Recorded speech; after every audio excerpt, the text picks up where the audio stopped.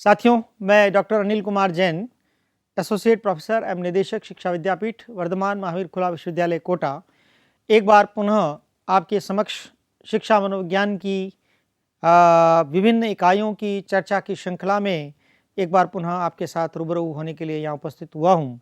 हमने पिछली विभिन्न चर्चाओं में शिक्षा मनोविज्ञान की कई इकाइयों और उप इकाइयों पर हमने चर्चा की।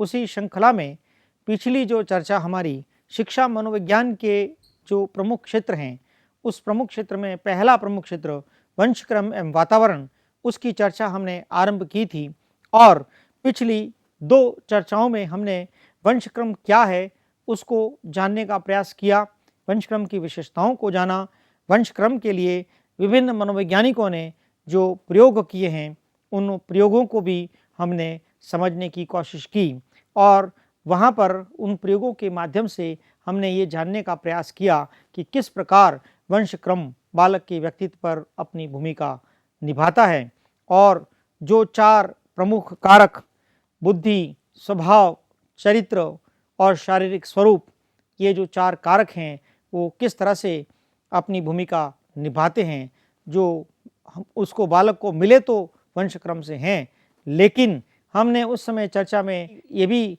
उल्लेख किया था कि केवल शारीरिक स्वरूप ही एक ऐसा कारक है जिससे कोई फर्क नहीं पड़ता, लेकिन बाकी तीन कारक बुद्धि, स्वभाव और चरित्र, यदि ये बालक के व्यक्तित्व में हमें अगर ऋणात्मक दृष्टि से दिखाई पड़ते हैं, अगर हमें कमज़ोर दिखाई पड़ते हैं, तो उत्तम वातावरण देकर हम उसमें परिवर्तन करके बालक के व्यक्तित्व को सबल बना सकते हैं।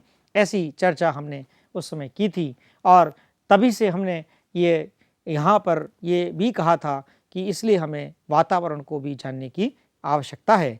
किस प्रकार वातावरण की भी अपनी प्रमुख भूमिका बालक के व्यक्तित्व को बनाने में होती है, उस उद्देश्य को ध्यान में रखते हुए भी हमें एक शिक्षक के रूप में वातावरण को भी समझना होगा। दोस्तों, विभिन्न मनोवैज्ञानिकों ने वातावरण को अपने अपने अनुसंधानों के माध्यम से यहाँ परिभाषाबद्ध करने का प्रयास किया है। उन्हीं परिभाषाओं के माध्यम से हम वातावरण को समझने की कोशिश करते हैं। एनास्टेसी एक प्रसिद्ध मनोवैज्ञानिक हुए हैं, वह कहते हैं वातावरण वह हर वस्तु है, वातावरण वह हर वस्तु है जो व्यक्ति के जिन्स के अतिरिक्त प्रत्येक वस्तु को प्रभावित करती है।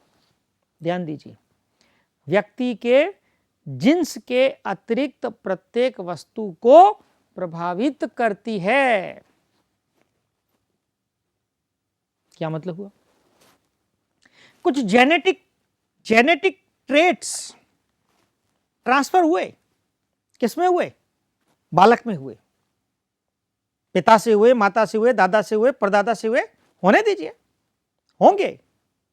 दुनिया की कोई ताकत उसको रोक नहीं पाएगी। विज्ञान भी आज इस पर ऐसा कुछ भी प्रयोग नहीं कर सका कि मैं इन जीन्स को रोक पाऊंगा ना। आए हैं, रहेंगे, लेकिन वातावरण वो सशक्त माध्यम है जिससे अगर उन जीन्स का प्रभाव नकारात्मक पड़ रहा है तो उन जीन्स को सुषुप्त करना, उनको बिल्कुल डाइल्यूट करना हमारी जिम्मेदारी बन जाती है। तो हम उन जीन्स को सुप्त करें और जो सकारात्मकता लानी है वो वातावरण के माध्यम से लाएं। तो वो कहते हैं कि जीन्स पर तो प्रभाव नहीं डाल पाएगा, लेकिन जीन्स के अतिरिक्त प्रत्येक वस्तु पर अपना प्रभाव छोड़ दे, वही तो वातावरण है। इसलिए वातावरण के समर्थक मनोवैज्ञानिक कहते हैं जीन्स आने दीजिए, हमें चिंता नहीं, बालक के उसके व्यक्तित्व में वंशानुगत मिले हैं, पड़े रहेंगे, लेकिन हम ऐसा उत्तम वातावरण बालक को दें कि हम जैसा बालक बनाना चाहें वैसा बालक बना देंगे। इसीलिए वाटसन कहते हैं आप मुझे एक नवजात शिशु दे दो। कितनी बड़ी बात कही है। आप मुझे एक नवजात शिशु दे दो, मैं उसे जैसा बनाना चाहूं वैसा बना सकता हूं। और हम शिक्षक भी यही कहते हैं, हमारे पास कोरी कागज के रूप में वो बालक विद्यालय में मिला है, जैसा निर्माण हम करना चाहते हैं उत्तम वातावरण देकर हम उसको निर्माण कर सकते हैं। वातावरण के समर्थक मनोवैज्ञानिक हम शिक्षकों में विशेष आत्मविश्वास का संचार करते हैं कि हम बालक के व्यक्तित्व को कितना उत्तम बना सकते हैं। रॉस एक प्रसिद्ध मनोवैज्ञानिक हुए, वो कहते हैं वातावरण वह बाह्य शक्ति है, वातावरण वह बाह्य शक्ति है जो हमें प्रभावित करती है। हमें मतलब हम सब मानव, मैं, तुम, मैं, मेरा विद्यार्थी, समाज, अभिभावक, सब कुछ। तो वातावरण वह बाह्य शक्ति है जो हम सबको प्रभावित करती है। It's external power.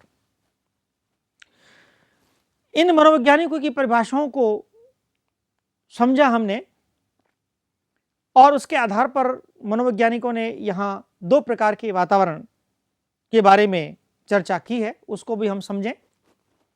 वातावरण 2 प्रकार का है, एक आंतरिक वातावरण और एक बाह्य वातावरण।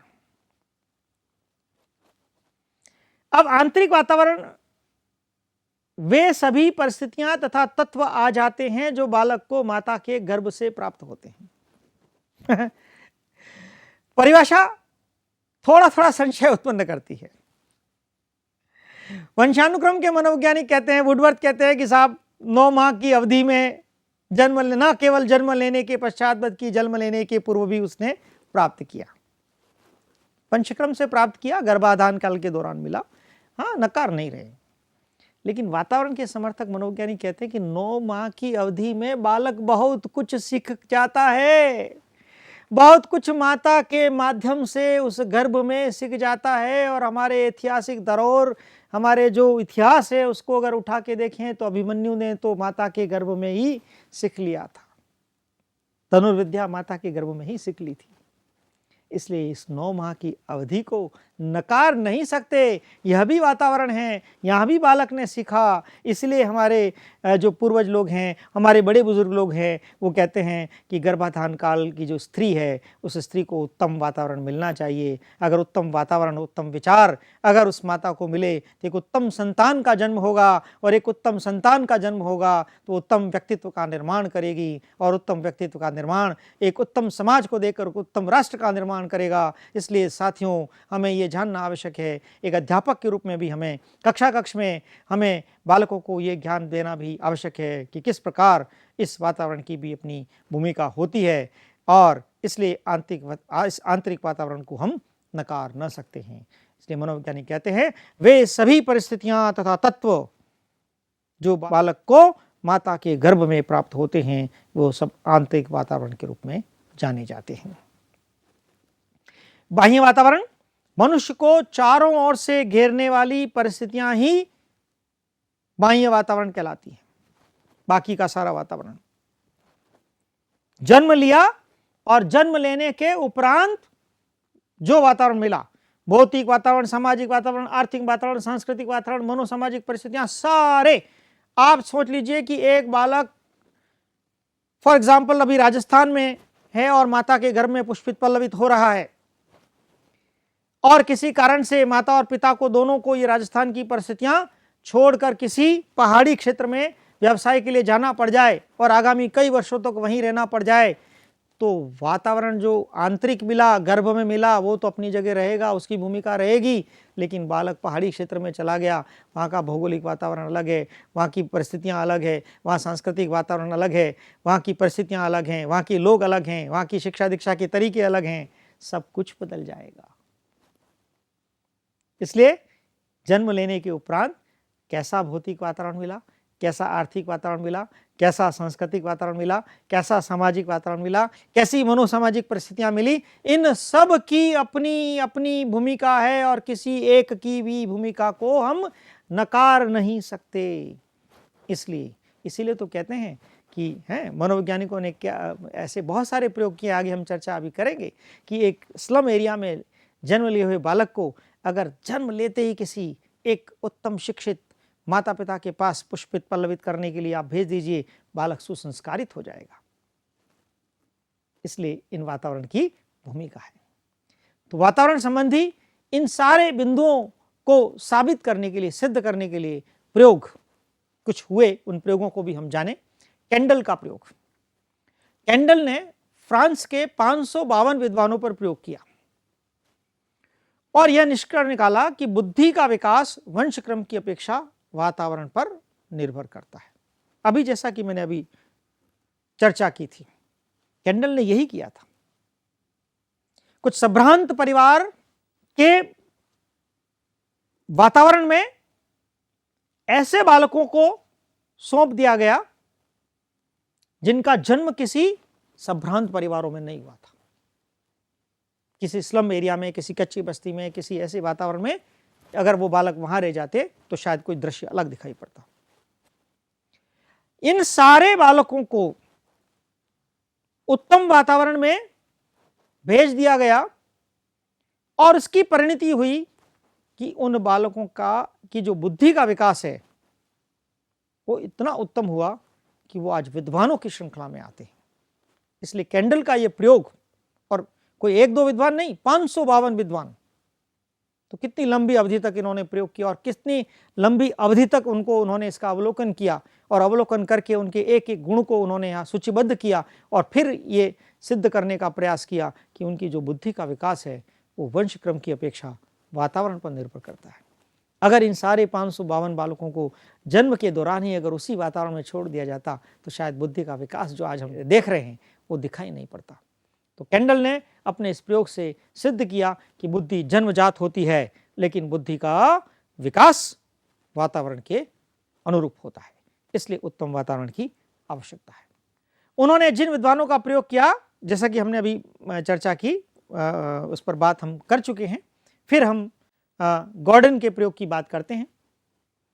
गॉर्डन भी एक प्रसिद्ध मनोवैज्ञानिक हुए और उन्होंने भी बुद्धि के संबंध में ही अपनी बात को साबित करने के लिए, सिद्ध करने के लिए यहाँ पर घुमक्कड़ जाति के बच्चों पर जो प्रयोग हुआ है उसकी बात उन्होंने यहाँ पर की। और गॉर्डन कहते हैं कि घुमक्कड़ जाति के बच्चों पर ये प्रयोग करके बताते हैं कि इन बच्चों का वातावरण बदला नहीं गया। घुमक्कड़ जाति में जन्म लिए थे और घुमक्कड़ जाति घुमक्कड़ जाति के लोग तो आज यहाँ हैं, कल वहाँ हैं, उनका कोई स्थान नहीं, कोई रहने का स्थायी निवास नहीं। तो इन बच्चों में जो बुद्धि का जो प्रतिशत था वो बुद्धि का प्रतिशत वही रहा, उसमें बदलाव नहीं आया। यानी कि बुद्धि में परिवर्तन नहीं हो सका, विकसित नहीं हो सकी, उत्तम नहीं हो सकी। क्यों? क्योंकि उनका वातावरण, हम उत्तम वातावरण दे न पाए। ये सिद्ध किया।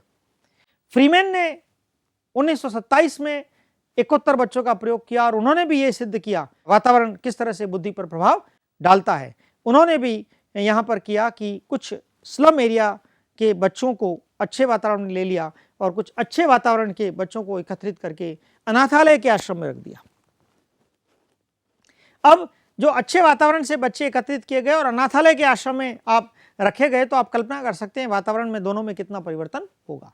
तो जब उनकी बुद्धि नापी गई अनाथालय में रखने से पहले, तो उनकी बुद्धि लब्धि में जो बुद्धि लब्धि थी और अब इस वातावरण में रहने के फलस्वरूप जो बुद्धि लब्धि हुई उसमें 10% की कमी आ गई। कैसे आई? वातावरण के वजह से।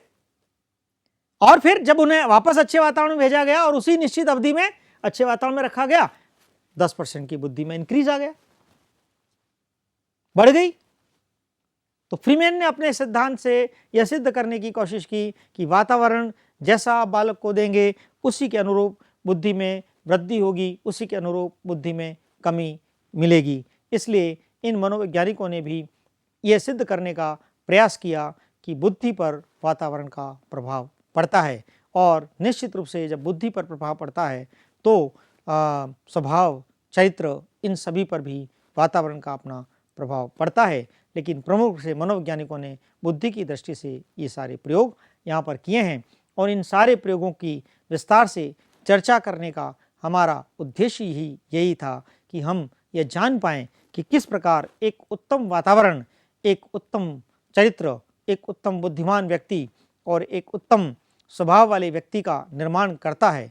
इसलिए एक शिक्षक के रूप में हमें ये निश्चित रूप से जानना चाहिए, इन मनोवैज्ञानिकी के प्रयोगों का विस्तार से अध्ययन करना चाहिए और हमें ये निश्चित रूप से यह अपने भीतर एक आत्मविश्वास के रूप में, एक शक्ति के रूप में हमें भीतर ये प्रवेशित कराना चाहिए कि वातावरण वातावरण वातावरण वो शक्ति है, वातावरण वो शक्ति है जो जैसा बालक ऐसा उत्तम वातावरण अगर हम दें और एक उत्तम व्यक्तित्व के बालक अगर हम निर्माण करना चाहते हैं तो उत्तम वातावरण का संचार करने की आवश्यकता है, इसलिए उसकी हमेशा प्रमुख भूमिका है। लेकिन साथियों, वंशक्रम की भूमिका को भी नकार नहीं सकते, उसको भी हमें जानना आवश्यक है।